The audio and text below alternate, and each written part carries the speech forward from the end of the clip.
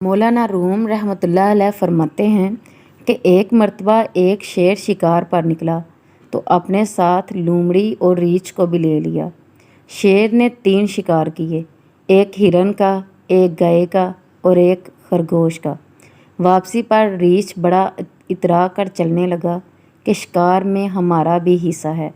शेर भांप गया। इसने रीछ से कहा कि शिकार के मुतल्लिक क्या कहते हो? उसने कहा कि शिकार 3 हिस्सों में बटेगा। शेर ने कहा, अच्छा फिर करो 3 हिस्से। रीछ कहता है कि शेर तो जंगल का बादशाह है, इसलिए गाय तेरे हिस्से में, मैं दरमियाना हूँ, इसलिए हिरन मेरा और खरगोश लोमड़ी का।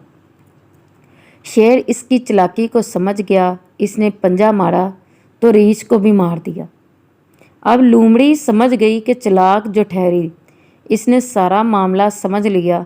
अब शेर ने इससे पूछा कि बता तू कैसे हिस्से करेगी?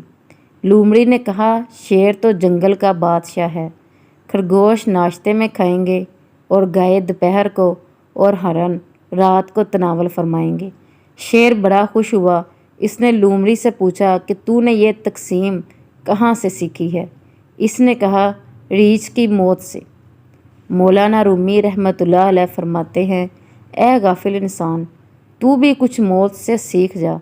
जब तेरे पास तेरे अपने मौत की नींद सो जाते हैं, तू भी समझ और ध्यान कर और अपनी आखिरत की तैयारी कर। ये दिन नहीं रहेंगे और ये ना हो कि तुम में तौबा का भी मौका ना मिले। Please like and subscribe this channel. Thanks for watching. जज़ाकिल्लाह।